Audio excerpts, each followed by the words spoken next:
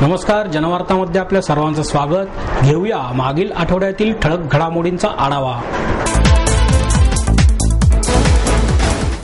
शिक्षण क्षेत्रात सर्वांना समान संधी मिळाल्यास देश महासत्ता बनेल, असा विश्वास मुख्यमंत्री पृथ्वीराज चव्हाण यांनी व्यक्त केला. पुणे महानगरपालिकेच्या वतीने सुरू करण्यात आलेल्या Rajiv Gandhi academy of e learning या शाळेचे उद्घाटन मुख्यमंत्री चव्हाण यांच्या हस्ते करण्यात आले. यावेळी उपमुख्यमंत्री अजित पवार, महापौर मोहनसिंग राजपाल, उपमहापौर प्रसन्न जगताप, विरोधी पक्षनेते आबा बागुल आदी मान्यवर उपस्थित होते. यावेळी बोलताना मुख्यमंत्री म्हणाले, महापालिकेची ई लर्निंग शाळा ही देशातील पहिली शाळा असून सर्वांना याचा हेवा वाटेल अशीच आहे. अशा प्रकारच्या शाळा प्रत्येक वॉर्डात आणि गावागावात निर्माण करणे गरजेचे आहे. आपल्या देशात पुरेशी साधनसंपत्ती नाही, त्यामुळे आपल्याला साधनसंपत्तीच्या जीवावर महासत्ता बनता येणार नाही, तर आपल्याला लोकांच्या बौद्धिक क्षमतेवर महासत्ता व्हावे लागेल.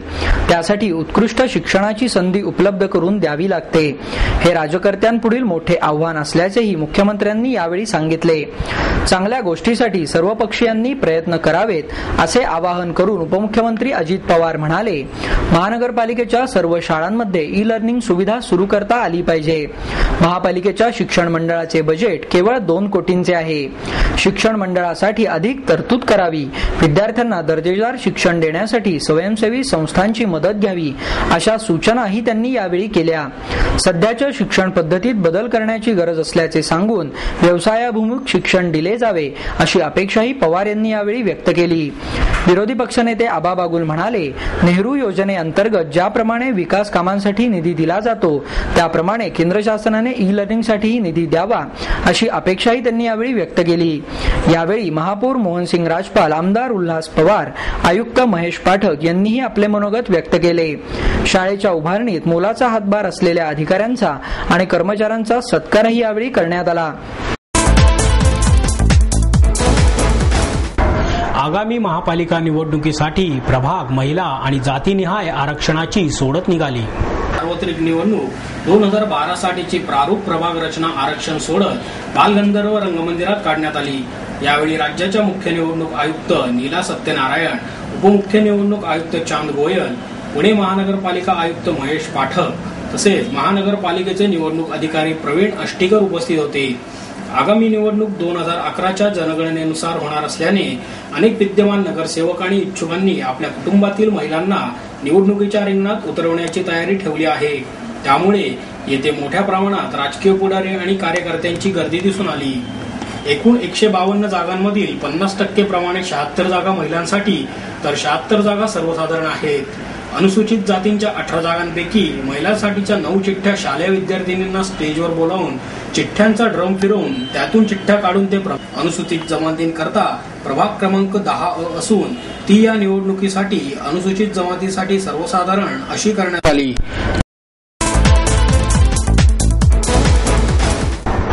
केंद्र सरकारने लोकपाल बिल मंजूर करावे, परंतु ते राज्यघटनेच्या चौकटीत बसूनच पास करावे, या मागणीसाठी भीमशक्तीच्या वतीने धरणे आंदोलन करण्यात आले. हे धरणे आंदोलन जिल्हाधिकारी कार्यालयासमोर करण्यात आले. थोड्याशाच घोषणा देऊन उर्वरित आंदोलन शांतमयरित्या पार पडले. या आंदोलनात भीमशक्ती पुणे शहर अध्यक्ष शिलार रतनगिरी, भीमशक्ती पुणे जिल्हा अध्यक्ष अंकुश सोनावणे, पश्चिम महाराष्ट्र अध्यक्ष बाळासाहेब वाघमारे, जनरल सेक्रेटरी आदिनाथ कांबळे, सरचिटणीस योगेश बोर्डे, संजय सकट, उमेदभाई सय्यद, संजय वाघमारे, बाळासाहेब भालेराव, रुपाली शिवणे या पदाधिकाऱ्यांसह अनेक कार्यकर्ते सहभागी झाले होते. यावेळी रतनगिरी म्हणाले, अण्णांच्या लोकपाल विधेयकासाठीच्या आंदोलनाला आमचा पाठिंबा आहे, परंतु हे विधेयक संसदेच्या नियमानुसार तसेच राज्यघटनेच्या चौकटीत बसून कायद्याला धरूनच सरकारने पास करायला हवे. डॉक्टर बाबासाहेबांनी एवढी चांगली घटना आपल्या देशाला दिली आहे, त्यामुळे कुठल्याही दबावाने हे जनलोकपाल विधेयक जर संसदेच्या नियमांना उल्लंघून अथवा घटनेच्या विरुद्ध पास झाले तर तो आपल्या घटनेचा अपमान ठरेल. तरी सरकारने नियमानुसारच हे विधेयक पास करावे, यासाठी आम्ही जिल्हाधिकाऱ्यांना निवेदन देणार आहोत, असेही त्यांनी यावेळी स्पष्ट केले. सामान्य माणूसच प्रशासनाचे बळ आहे, असे प्रतिपादन लेखिका सत्यनारायण यांनी केले. स्वतः लिहिलेल्या रात्रवणव्याची या पुस्तकाच्या प्रकाशन सोहळ्यानिमित्त सुधीर गाडगीळ यांनी अक्षरधारा बुक गॅलरी येथे नीला सत्यनारायण यांची मुलाखत घेतली. यावेळी सत्यनारायण म्हणाल्या, चांगल्या प्रकारे काम करणाऱ्या माणसाच्या आयुष्यात अनेक अडचणी येतात, परंतु याच अडचणी माणसाला खऱ्या अर्थाने जगायला शिकवतात. निष्ठेने आणि प्रामाणिकपणे काम करणाऱ्या माणसाला यश मिळते, मात्र त्याला काही कालावधी जावा लागतो. आपल्या पाठीवर कोणी हात ठेवून कामाचे कौतुक केले तर त्यातून आपल्याला बळ मिळते आणि हेच बळ आपल्या अडचणींवर मात करण्याची शक्ती देते. रसिकांशी गप्पा मारताना सत्यनारायण म्हणाल्या, प्रामाणिकपणात वैयक्तिक स्वार्थ आला की सारे बारगळते, त्यामुळे तो कधी येऊ द्यायचा नाही. प्रामाणिकपणाचा राजकारणीही आदर करतात, त्यासाठी आत्मशक्ती वाढवली पाहिजे.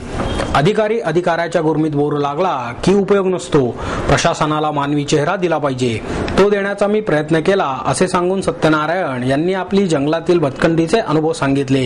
निसर्ग माणसाला अनेक गोष्टी शिकवतो.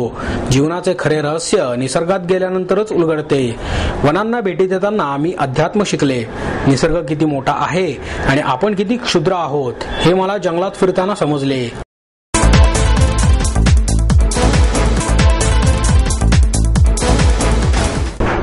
शहराच्या विकासाला खोडा घालण्याचे काम स्वयंसेवी संघटनांच्या आडमुठी धोरणामुळे रखडले आहे, असा आरोप नगरसेवक उज्ज्वल केसकर यांनी केला.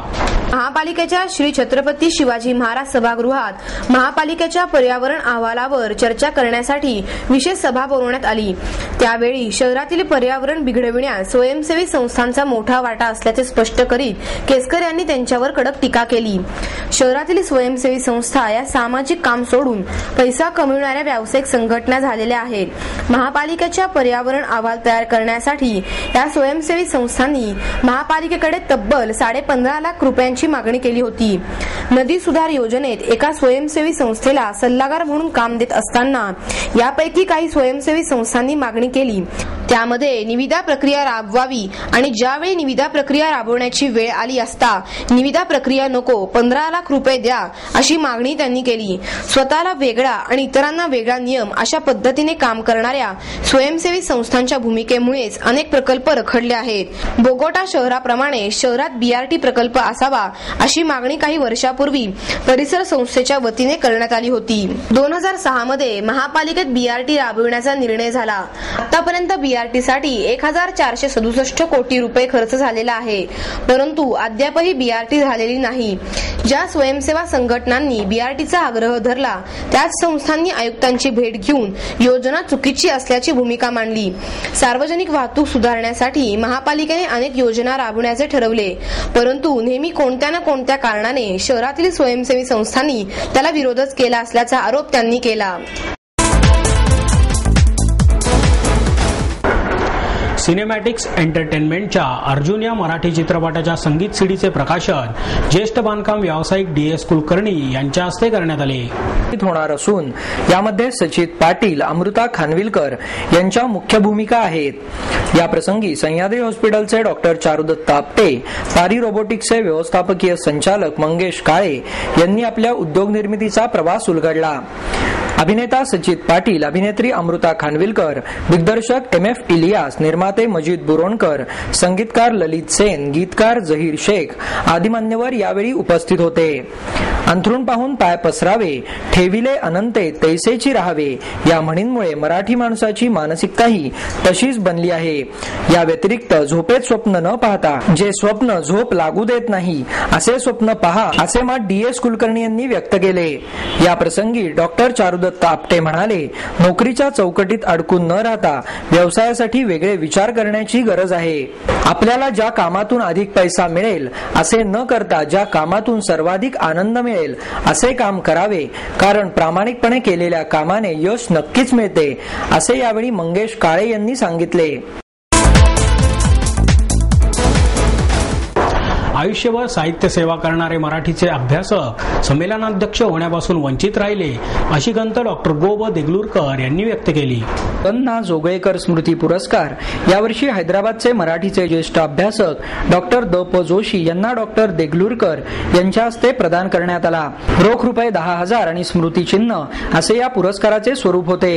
डॉक्टर जोशी यांच्या वतीने प्रसिद्ध प्रकाशक आनंद लाटकर यांनी पुरस्कार स्वीकारला. या प्रसंगी साहित्य परिषदेचे महापालिकेच्या कार्याध्यक्षा डॉक्टर माधवी वैद्य, सुनील महाजन, पराग जोगळेकर आदी उपस्थित होते. डॉक्टर जोशी मूळ मराठवाड्यातील असून हैदराबादच्या विवेकवर्धिनी महाविद्यालयामध्ये त्यांनी अनेक वर्षे मराठीचे अध्यापन केले आहे. निजाम स्टेटमधील शैक्षणिक, सामाजिक, सांस्कृतिक बदलांचा शोध घेणारे डॉक्टर जोशी यांचे काळाच्या पडद्याआड हे पुस्तक प्रसिद्ध आहे. डॉक्टर जोगळेकर यांच्या आठवणींना उजाळा देताना डॉक्टर वैद्य म्हणाल्या, डॉक्टर जोगळेकर हे अविरत कार्य करणारे कडक शिस्तीचे होते. मला घडवण्याचे श्रेय मी जोगळेकर सरांनाच देते असेही त्यांनी यावेळी सांगितले. परिषदेचे कार्यवाह प्रकाश पायगुडे यांनी सूत्रसंचालन केले. रिपब्लिकन पार्टी ऑफ इंडियाच्या वतीने खासगी विद्यापीठ विधेयकाविरोधात निदर्शने करण्यात आली. जिल्हाधिकारी कार्यालयासमोर खासगी विद्यापीठ विधेयकाच्या प्रती जाळण्यात आल्या. यावेळी नवनाथ कांबळे, परशुराम वाडेकर, संघमित्रा गायकवाड, अशोक कांबळे, आमदार LT सावंत यांसह अनेक कार्यकर्ते आणि पदाधिकारी सहभागी झाले. सरकारी विद्यापीठाची संख्या आणि गुणवत्ता वाढवावी, आदिवासी तसेच मागास भागांमध्ये नवीन विद्यापीठे निर्माण करावी, शिक्षणावरील खर्च राष्ट्रीय उत्पन्नाच्या 10% एवढा वाढवावा, शिक्षण क्षेत्रातील अनुशेष त्वरित भरून काढावा, तसेच GDPच्या 6% खर्च शिक्षणावर व्हावा या मागण्याही यावेळी करण्यात आल्या. या ठिकाणी रिपब्लिकन पार्टी ऑफ इंडियाचे राष्ट्रीय नेते रामदासजी आठवले साहेबांनी आज संबंध महाराष्ट्रभर खाजगी शिक्षण विधेयकाच्या विरोधामध्ये हे विधेयक रद्द झाले पाहिजे म्हणून संबंध महाराष्ट्रातल्या जिल्हाधिकारी कार्यालयावर रिपब्लिकन पक्षाचे आंदोलन आहे. आज पुणे शहर रिपब्लिकन पार्टी ऑफ इंडियाने या विधेयकाची आम्ही होळी केलेली आहे आणि आज आम्ही पहिली मागणी करत आहोत की हे विधेयक त्वरित रद्द झालं पाहिजे. हे विधेयक जनतेच्या हिताचं नाहीये, ते गरिबांच्या हिताचं नाहीये. एकतर सरकारी विद्यापीठं ही सक्षम केली पाहिजे, मागास आणि आदिवासी भागांमध्ये विद्यापीठं चालू केली पाहिजे आणि म्हणून शिक्षणाचं जे बाजारीकरण झालंय आणि त्याच्यामुळं तमाम विद्यार्थ्यांचं आणि नागरिकांचं नुकसान होणार आहे. अशी विद्यापीठं जर निर्माण होत असतील तर हे भांडवलदार आणि कारखानदार अशा लोकांना याची मदत होणार आहे. म्हणून राज्यामध्ये जे मंत्री आहेत त्यांची जी खाजगी विद्यापीठ आहेत, त्यांच्या ज्या खाजगी संस्था आहेत, म्हणून गरिबाला याचा फायदा मिळत नाहीये. म्हणून या ठिकाणी आठवले साहेबांनी स्पष्ट मागणी केलेली आहे की विधान भवनामध्ये, विधानसभेमध्ये 3 सेकंदामध्ये हे विधेयक मान्य झालं. महिला बचत गट केवळ उपक्रम राहिला नसून ही एक चळवळ बनली आहे असे मत प्रभा ओझा यांनी व्यक्त केले. शिक्षण मंडळ अध्यक्षा संगीता तिवारी यांनी गौरी गणपती साहित्य जत्रा काँग्रेस भवन या ठिकाणी भरवली असून या जत्रेचे उद्घाटन ओझा यांच्या हस्ते करण्यात आले. यावेळी प्रमुख पाहुणी म्हणून अभिनेत्री अमृता सुभाष तसेच आमदार उल्हास पवार, दीप्ती चौधरी, काँग्रेस शहराध्यक्ष अभय छाजेड, उपमहापौर प्रसन्न जगताप, माजी आमदार चंद्रकांत छाजेड आणि नगरसेवक अरुण धिमधिमे आदी मान्यवर उपस्थित होते.